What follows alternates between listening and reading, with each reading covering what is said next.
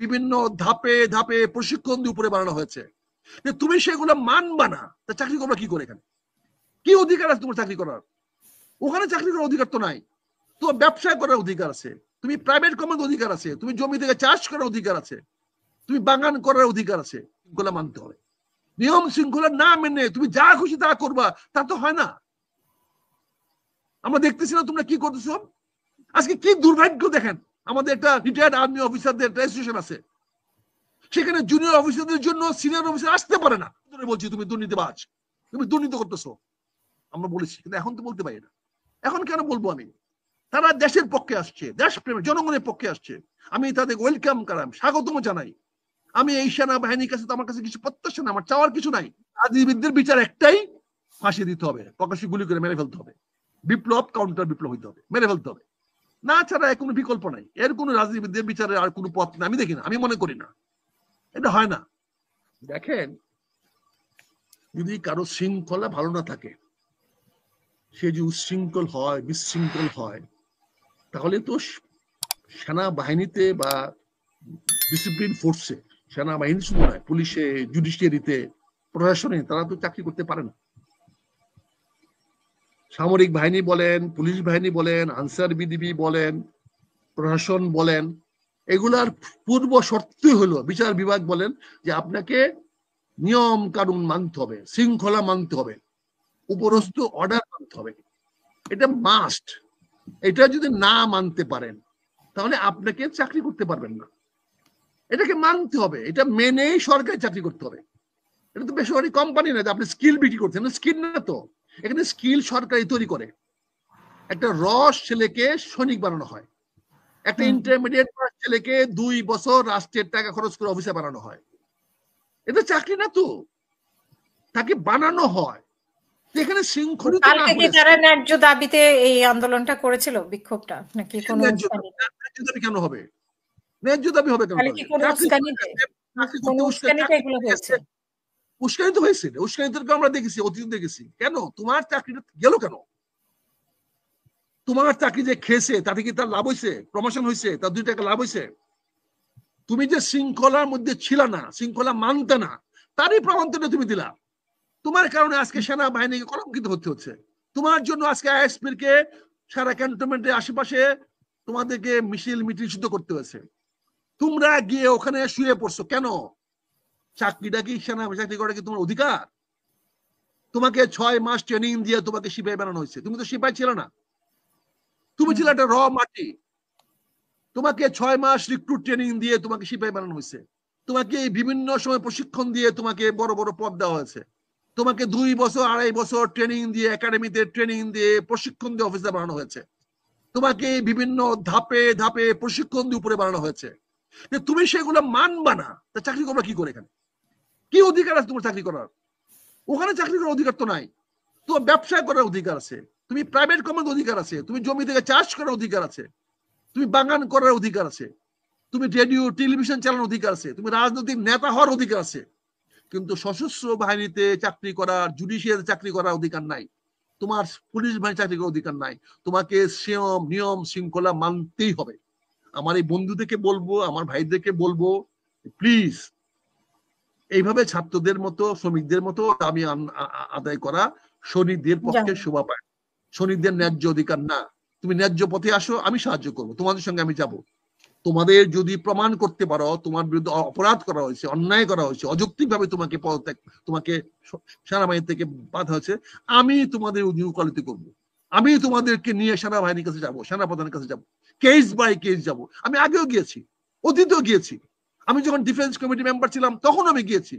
কিন্তু এইভাবে না, এই আর্মিকে সেনাবাহিনী কলঙ্কিত করে না, তৃতীয় পক্ষকে সুযোগ দিয়ে না, ভারতকে সুযোগ দিয়ে না। এখানে তুমি কাকে সুযোগ দিচ্ছ?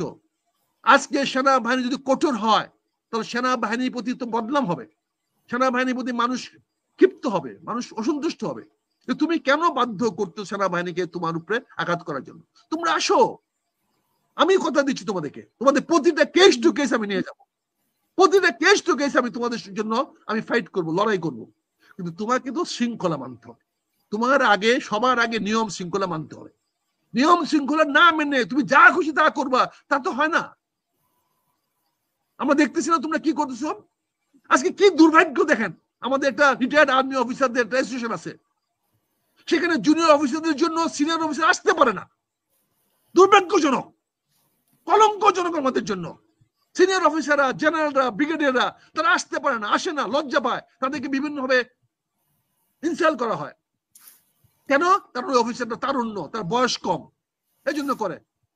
সেম লজ্জা পাই আমরা, লজ্জা পাওয়ার জিনিস এটা। বলেন কেন আমার সিনিয়র অফিসারকে তুমি কেন মিসবিহেভ করবা? কেন আসলে এখানে মিসবিহেভ করবা? তুমি কে রে বাবা তাকে মিসবিহেভ করার? তুমি একজন সদস্য নাও আর উনি একজন সদস্য, আর সদস্য তোমরা দুজনের সমান হইতে পারো, কিন্তু তুমি তোমার বাবার বয়সে, তোমার মুরব্বী, ওনার হাতে তুমি প্রশিক্ষিত হয়েছো, তোমাকে উনি ট্রেনিং দিয়েছে, ওনাকে তোমাকে সেকেন্ড লেফটেন্যান্ট বানাইছে, লেফটেন্যান্ট বানাইছে, ক্যাপ্টেন বানাইছে, উনি বানাইছে। হাসিনা সরকার বানায় নাই, খালেদা জিয়া সরকার বানায় নাই। তোমাকে তোমার ঊর্ধ্বতন অফিসার তোমাকে বানিয়েছে, তোমাকে রাস্তা থেকে উঠে না সিপাই বানাইছে, তোমাকে 6 মাস।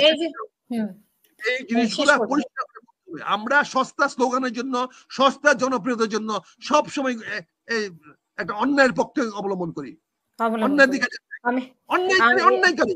এই যে একের পর এক আন্দোলন হচ্ছে, অনেক কিছু হচ্ছে, সব দাবি দাওয়া নিয়ে আসছে, এর পেছনে অন্য কোনো কারণ আছে কিনা? মানে শেখ হাসিনার আমলে, আমি প্রতি সরকার আমলে প্রকাশ্যে বলছি সেনাবাহিনী গালাগালি করছি, কিন্তু তোমরা সব অসৎ হয়ে গেছো। আমি সেনাবাহিনীর অফিস থেকে প্রকাশ্যে বলেছি তোমরা অসৎ হয়ে গেছো, দুর্নীতিপরায়ণ হয়ে গেছো। আমার বিরুদ্ধে সেনাবাহিনী ব্যবস্থা নিয়েছে, কিন্তু আমি বলেছি। কিন্তু আজকে সেনাবাহিনী তো সেই সেনাবাহিনী না। আজকের সেনাবাহিনী 5ই আগস্ট মাসের পরে তাদের প্রচন্ডতম পরিবর্তন হয়েছে। তারা একটা দেশপ্রেমিক সেনাবাহিনী, তারা জনগণের পক্ষে সেনাবাহিনী, তারা জনগণের বিরুদ্ধে গুলি চালায় নাই। যদি গুলি চালাইতো তাহলে আজকে বাংলাদেশের ইতিহাস অন্যরকম হইতো। আমরা চীনে দেখেছি কি হয়, আমরা তুরস্কে দেখতেছি কি হচ্ছে। তুরস্কের সেনাবাহিনী কার পক্ষে দেখেন না কি হচ্ছে। আমার সেনাবাহিনী তো সেই পক্ষে যায় নাই, জনগণের পক্ষে অবলম্বন করেছে, বসু ছাত্র পক্ষ অবলম্বন করেছে। এখন পর্যন্ত সেনাবাহিনী একটা অবৈধ লোককে গ্রেফতার করে নাই, কারো অত্যাচার করে নাই। এই যে ম্যাজিস্ট্রেসি পাওয়ার পরেও আপনি দেখেন তারা কোনো অন্যায় করে না, অবিচার করে নাই। আজকে সেনাবাহিনীকে আপনি কেন বিতর্কের মধ্যে নিয়ে আসতেছেন? কি উদ্দেশ্যে নিয়ে আসতেছেন? এই সেনাবাহিনী তো আমরা যখন ক্ষমতায় ছিল, সেনাবাহিনী যখন গুম খুন করার অভিযোগ ছিল সেনাবাহিনী, তখন জেনারেলদের নাম ধরে ধরে বলছি তুমি দুর্নীতিবাজ, তুমি দুর্নীতি করতেছো, আমরা বলেছি। কিন্তু এখন তো বলতে পারি না। এখন কেন বলবো আমি? তারা দেশের পক্ষে আসছে, দেশপ্রেমী জনগণের পক্ষে আসছে, আমি তাদের ওয়েলকাম করাম, স্বাগতম জানাই। আমি এই সেনাবাহিনীর কাছে তো আমার কাছে কিছু প্রত্যাশা না, আমার চাওয়ার কিছু নাই। কিন্তু এই সেনাবাহিনীর পক্ষে থাকা আমার দেশপ্রেমের অংশ, আমার জাতীয়তাবাদের অংশ। এই সেনাবাহিনী আমার রাষ্ট্রের অংশ। এই সেনাবাহিনী আমার জনগণের রক্ষা করার অংশ। আমার সার্বভৌমত্ব রক্ষা করে একমাত্র অবস্থান এই সেনাবাহিনী। এবং আজকে সেনাবাহিনী নিঃশর্তে ডক্টর ইউনূস সাহেবের সঙ্গে দাঁড়িয়েছে বলে, ওয়াকারুজ্জামান সাহেব, জেনারেল ওয়াকারুজ্জামান প্রফেসর ইউনূস সাহেবের পিছনে দাঁড়িয়েছে বলে আজকে সরকার টিকে আছে। কাজে এখানে ব্যালেন্স নষ্ট করার চেষ্টা করেন না। এখানে যদি ব্যালেন্স নষ্ট করেন তাহলে প্রতিপক্ষ ভারত এবং পতিত সরকার লাভবান হবে। আমি তো চাই শেখ হাসিনা ক্ষমতা, আমি একদিনও দিব না, আমি একদিনও দিব না। কারণ শেখ হাসিনা শাস্তি পাওয়া উচিত, আমি তো প্রকাশ্যে বলতেছি। কারণ সে দেখুক, তাকে বাঁচায় রাখা হয়েছে, দেখুক দেখেন কি কি অন্যায় করেছেন। আজকে আওয়ামী লীগটাকে কোথায় আপনি নিয়ে গেছেন?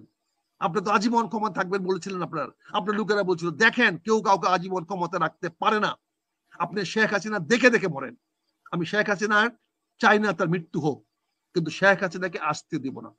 আমি আমার রক্ত দিয়ে প্রতিরোধ করব শেখ হাসিনাকে, আমি আসতে দিব না তাকে।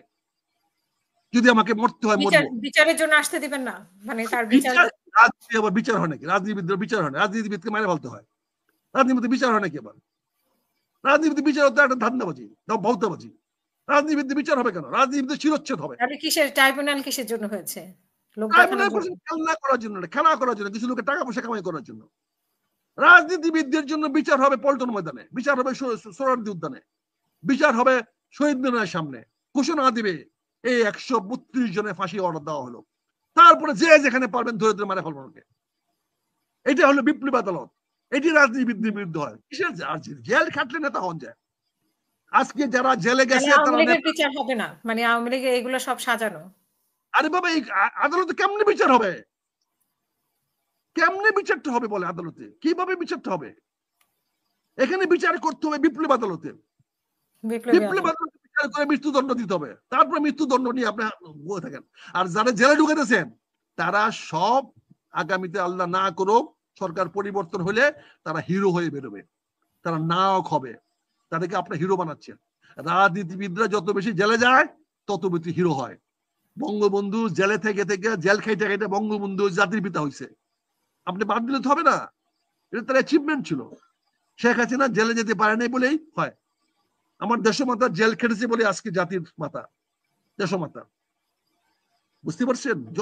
রাজনীতিবিদরা জেল খাটবে, রাজনীতিবিদদের বিচার একটাই, ফাঁসি দিতে হবে, প্রকাশ্যে গুলি করে মেরে ফেলতে হবে, বিপ্লব কাউন্টার বিপ্লব হইতে হবে, মেরে ফেলতে হবে, না ছাড়া কোনো বিকল্প নাই। এর কোনো রাজনীতিবিদদের বিচারে আর কোনো পথ না, আমি দেখি না, আমি মনে করি না, এটা হয় না।